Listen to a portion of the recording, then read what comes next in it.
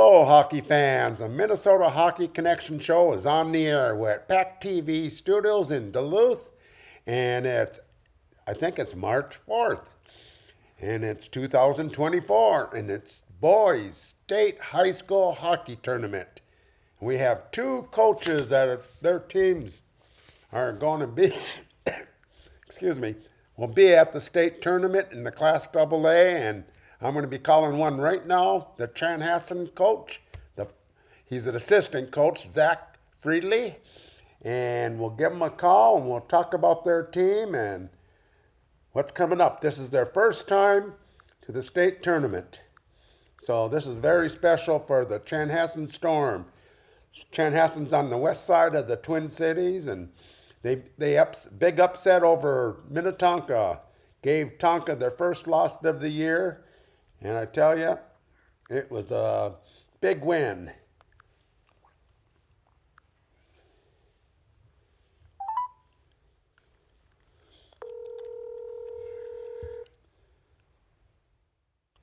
Hello. Zach, this is Jerry Borough from the Minnesota Hockey Connection Show. How's it going today? It's going great, Jerry. How are you? Great. Hey, Zach's assistant coach for the Chanhassen Storm, and their team is coming to state in the Class AA, and they will play Thursday, first game, I think at 11 o'clock, right, Zach? Yep, 11 a.m. 11 a.m., and you're playing Rochester Century / John Marshall, correct? Yep, that's right. So, a little bit about Zach. I've known Zach a few years. He went to UMD, and I remember you working for the Minnesota Hockey Hub, writing reports and stories and doing stuff for high school hockey. And then didn't you go to USA Hockey and work Yeah. out in Michigan there? Yep, so I went to school at Duluth, and then, yeah, like you said, worked for Lauren Nelson at the Hockey Hub for a few years.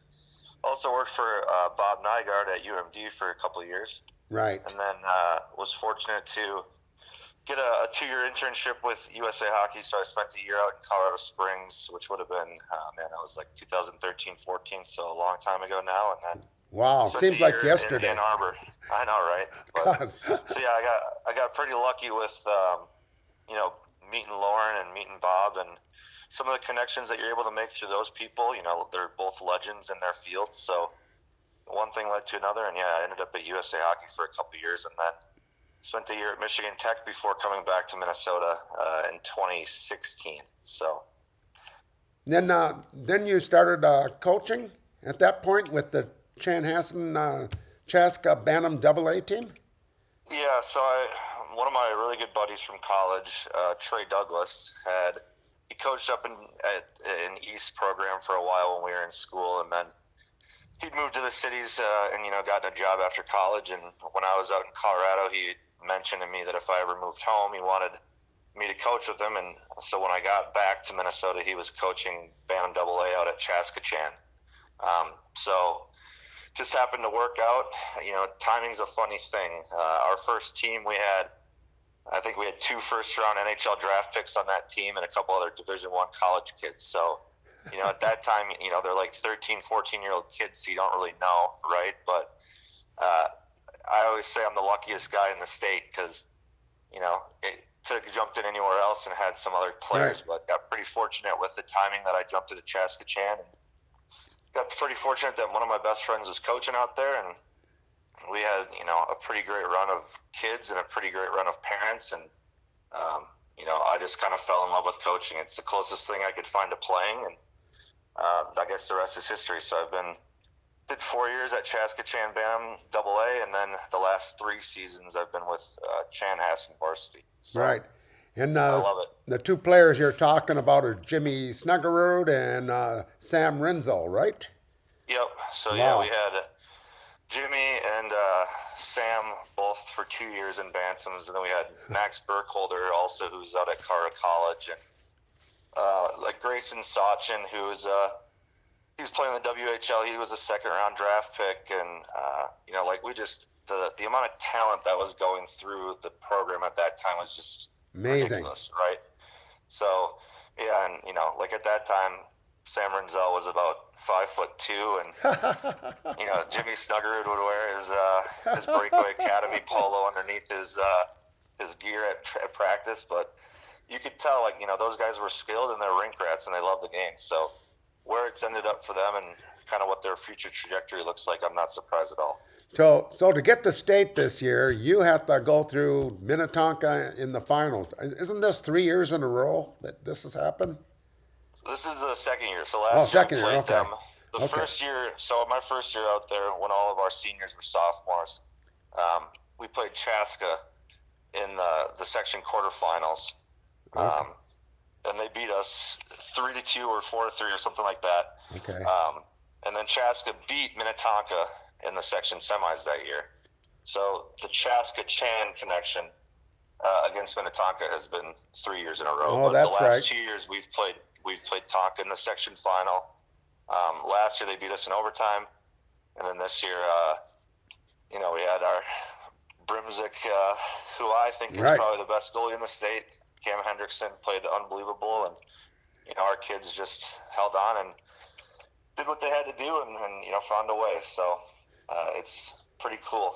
So I don't even know if it's still real yet. I don't know if it'll set until we get to the ice on Thursday. It's great for you, your coaches, your team, your community. This is the first time Chanhassen's been to the Class AA tournament. So I bet fans are looking for tickets. Yeah, it's been, I was telling some of my friends that it's been probably the busiest few days that I can remember.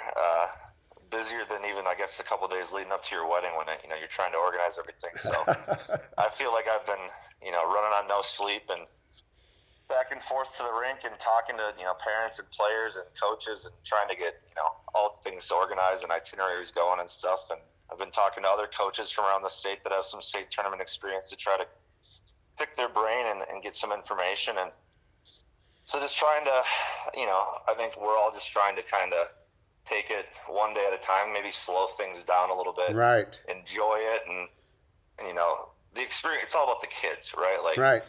We want them to have an unbelievable experience. They're the ones that have earned this. I always say that players build programs, right? Like, if we have kids that, had opportunities to go play juniors and they decided to come back and give it one more go with their best buddies, and, there's 21 seniors in our program this year. And they all made the decision to come back together, right? So, this is for them, and I'm just kind of excited to sit on the side and watch them take it all in and enjoy the next week here. Right. Yep, like you said, one day at a time and one game at a time. Because you can't look ahead on these tournaments now, because every game is important, so you got to focus on the game coming up. So, absolutely. So, I have to be truthful. All the games I go to, I didn't see Rochester Century yet this year. So what do you know about that team? Well, I'm actually a Rochester kid. So right. I grew up in Rochester. So I went to Mayo, and, just because I'm a Rochester kid, we try to, I still have a group chat with all the guys I grew up playing hockey with. So we try to keep tabs on the Rochester teams, and this is the first time, I think, since 2009 that a Rochester team has made it to the state tournament in AA. So we were pretty excited, honestly, that they broke through, just because I think it's a pretty cool thing for hockey in Rochester, right? Right. So, we're pretty excited, and I guess now that we found out we're playing them, I watched a few of their games back on film, and I think they got really high-end players. They have number 7, who's their captain, that's really, really fast, pretty unbelievable player, and they have some nice forwards and some solid defensemen, and I think their goalie's been playing really well for them. So besides that, I think they're just going to work really, really hard, and they like to play physical and kind of get the puck behind you and go after you. So we're going to have to be ready for that, and I think kind of ride the wave of both teams. I'm sure are going to have a lot of energy and a lot of excitement early in the game, and just kind of get through that and settle in. So we just the message for us to our kids is we just have to focus on what we can do, play in our game, and at this time of year the chips are going to fall where they may. Right. The puck's going to bounce, and right. you can't worry about you can't worry about what's going to happen next shift, what's going to happen next game, or what happened last shift or what happened last period, right? It's just kind of Right. a shift by shift, and all year, and I guess really the last 3 years, our message has always been we want to stack shifts on top of each other, right? So, the longer that we can play in the offensive zone, the more we can recover the puck, the more we can kind of, extend possessions, the better off we'll be. And that's still our message, right? Like, we want to have the puck no matter who we're playing. We want to play in the offensive zone. If we don't have the puck, we want to track back hard. We want to swarm. We want to make sure we get it back quickly so we can play in the offensive zone. So that's really our message, and we got practice here tonight, so we'll start jumping on that stuff again here today. Yeah. So I go to like a lot of games, like 200 a year in high yeah. school. And I see you all over the place, Jerry. right. But I've got this little system. In the beginning of the year when I rank teams, I go by who's returning and if they got any new players, transfers or anything. And that's why you got lucky and all of them returned from juniors and that, their best players. And that was a nice thing. And so right away, I had you in the top 5. And I noticed you started out slow, but you go through the season. And what comes to my mind, how I really rank teams when it comes to state tournament, you can be undefeated, you can have 7 losses, but it's your schedule. If you don't have a hard schedule, it's very hard to win 5 games in class. Most teams have to play 5 tough games from the section semis on. You got to have a hot goalie. So you did the schedule. You had a good schedule. You got the hottest goalie. I mean, I don't even call it hot. He's been so consistent. He's so good. And I'm like you said, I think he's the Frank Brinsmith award winner. And then just your special teams. I mean, especially on PK. That's unbelievable when a team like yours is over 90% with the schedule you had. And the other night, when you played Tonka in the section finals, I know they had at least 3 power plays, but you stopped their power play all 3 times. So those are things that really count at this time of year. Yeah, I think the schedule is a credit to our head coach Sean Bloomfield. He works hard on that, and he's had a plan. This is his 3rd year at Chanhassen too, and so our first year there, we had a mix. We were playing still Minnetonka, and Chaska was really good at that point. We had Benilde St. Margaret's on our schedule, right? So we had some good games, but we knew we were younger and inexperienced, and so it wasn't as tough. And then last year it was a little tougher, and then this year, we worked hard to get some games on the schedule that we knew would benefit us down the stretch, right? So, and I think him and he coached at Chaska for a long time before he came over to Chanhassen, and working with Dave Snuggard, and, I think he learned a ton there, and I've been pretty fortunate to work with some coaches, whether it's, out at the national programs or whatever, that you absorb a lot of information and you understand kind of how things work, or, like when I was up in Duluth, watching how East put things together and how Rand was running stuff, right? So try to absorb as much information as I can, and we had a plan, and we understood that we were going to have a good team if everybody came back. We also knew that we weren't going to be higher ranked than Minnetonka. We weren't going to be better than Minnetonka. Correct. But we knew that we would be able to hang with them if the right things happened, right? So it's just it's all about the kids again, right? Like they just buy in, they believe in each other, and they believe in themselves, and I think we didn't feel much pressure going into Thursday, and I think the kids kind of, the locker room was pretty loose leading up to it. Practice was loose, and so it was just kind of one of those things that whatever's going to happen is going to happen, right? Right. This time of year, coin flip games, let's just go out there, enjoy the moments, enjoy every last couple days that we have with each other, and we'll see where we go. Yep. Well, just for the folks that are a lot of people will be watching the state tournament, and a lot of people will be down there in St. Paul. I just want to give some numbers out to some of the kids on your team to watch. Number 14, Mr. Hockey candidate, captain of Chanhassen, Gavin Eulenkamp, best skater I think in the state. You got number 9, another center, the center and captain Jack Chris. I mean, great little player. And then you got Cannon Lee, bigger forward, left. He's kind of chippy on the wall, and I mean, he can do stuff, and that's a great line you have there. But lately, you got this Tyler Smith, number 16, and Andy Earl are really playing good for you guys, and this is helping your team a lot. And then I love your, like you say, your goalie number 1, but boy, Cam Hendrickson. But that, you got a really good team here, and it's fun to watch. I think just a couple other guys too that I think people will enjoy watching. Oh, geez, I forgot your D. Yep. Defenseman number 3, Owen Biskins. He's going to St. Thomas. He played at Green Bay before the year in the USHL, and he's going to go back after the season. I think he's probably the most underrated defenseman in the state. He's a smaller defenseman, but I think it's hard to find a guy with more poise than Owen on the blue line. And he plays huge minutes for us in every situation. So I think people enjoy watching him play. And then, we have 6 senior defensemen. So he plays with a kid named Colton Wasengessa, who played JV for us until halfway through last year. And, it's a credit to him for how hard he's worked in the last 3 years and how he's developed to where he's at now. He's playing top pair minutes for us. Then we have another kid that played in the USHL before the season, Ben Curtis, who's had a really, he's one of the most skilled players I think I've ever coached, and he's found his game and a rhythm to how he needs to play to be successful, against all teams.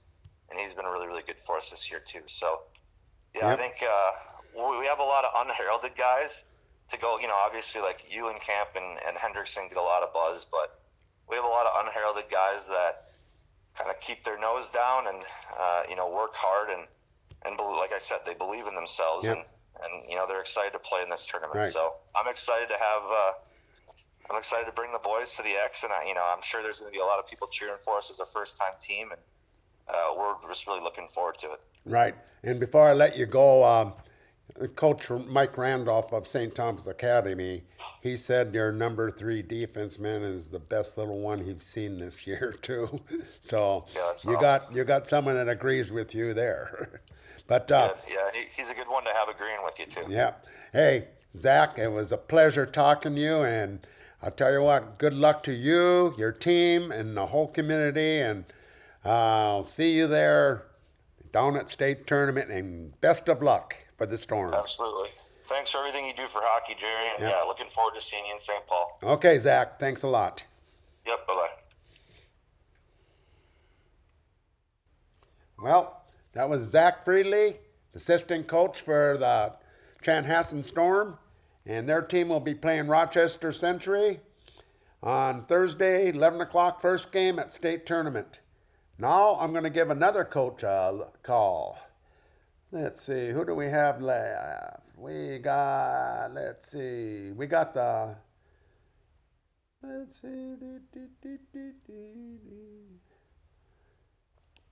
Grant Clafton from Grand Rapids. They beat Andover in double overtime.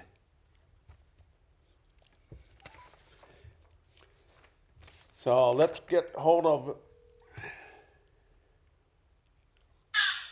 Hello.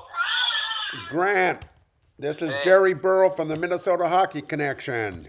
How's it going? Real good. Grant Clafton on the phone right now with us, the Grand Rapids Thunderhawks coach who beat Andover in double overtime in the Section 7 AA finals and is going to state and will play White Bear Lake. So, Grant, I wasn't up there at that. This is the first one in over 30 years. Tell us what happened in that Andover game, the finish. I would say it was, probably some would say a controversial ending, depending on what side you're on. Obviously, we thought it was a goal right away and kind of, more wondering why it didn't get called right away. And then if you're on the other side, I'm sure there's other things that they were looking at that they were not happy about either. So I would say it was a good game all the way around, and very happy that it ended the way it did in our favor. But at the same time, not exactly the way you want that game to end. Right. But hey, you made it. And I got a few friends back there, and I got inside information. It was a goal. Yeah, I think it was a goal too. So I'm happy that they got it right. And Right. right off the face-off in that zone, our Jake Garski made an outstanding play to try to walk the center to the net, and guys are tired, right, especially into a second overtime, and he made a great decision to do that, and Seth did a good job getting off of his guy and finding a puck, and then it was Vietnam rules to get the puck in the net at that point. Right. I see the Grand Rapids community is getting pretty happy to go down to St. Paul again. Yeah, you know how it is. When Duluth East goes all those years, and it happens up on Rapids or any team on the range. The tournament means something to us because it's not something that you get to do every single year, and people get excited about it, and it's just a great thing for the kids and, Right. and the community and the whole Northland in general. Right. I've seen many games where it was Duluth East and Rapids, and I think the last time you went was it Miller that year that got the section goal? Yeah, I Right over believe the blue. Mike It went Miller right over the scored it. blue line and shot. Yep. The defenseman was right in his way. Went Yep. right. Wow. Yeah. You're right. And you won the state tournament. So that's all 7 years. It seems like yesterday. Yeah, yeah, it does. Okay, you're going to be playing White Bear Lake, and I've seen White Bear a few times this year, and they got a Mr. Hockey candidate. You can't, you got to be watching him a lot, Noah Road. But they got one of their players back, Stanius, and he's a very good player too. And then you got Gabriel, the goalie. He's a very consistent goalie. So I think it's kind of like a clone team to yours almost. Yeah, I think we're very similar. Their goaltender played tremendous against us and the last time, and we're going to have to do a much better job of getting to the net. And I would agree with you on Nolan Road. He was probably one of the more dynamic players that we saw this year. He's a great player, and we're going to have an answer for him too. So, I think it's going to be a good game. We've played each other this year. They got the upper hand, and we're going to be going in as kind of as a revenge status, and that's kind of our outlook on it. Right. And you started out a little inconsistent this year, and so it was a lot of work you got a lot of young players. But I tell you what, yeah, you beat some very good teams in the second half of the year. Maple Grove, St. Thomas, and I tell you that those are good teams. Yeah, I think our schedule was really good and really helped our team grow. And we were coming into this was my first year here, so a lot of the kids were not used to me and kind of got to know me and we had a good taste, I thought, against Duluth East when we beat them in overtime at the Heritage, and then kind of went on a little bit of I don't know what happened there, but we were kind of stealing wins that I felt we should have, but we were making games really close, and Forest Lake stung us, and we went up to Roseau and War Road and took 2 losses up there, and then went to the Edina Classic and were able to get a couple wins. And I think the biggest thing with the schedule is I really don't care about the record during the season. It's about getting ready for the end of Right. the year. And when you play the caliber of teams that we play, one, it gets you up to pace. Like, it makes you have to push the pace. And two, it exposes mistakes that, mentally, if you play lesser quality teams, you make the same mistakes but get away with it.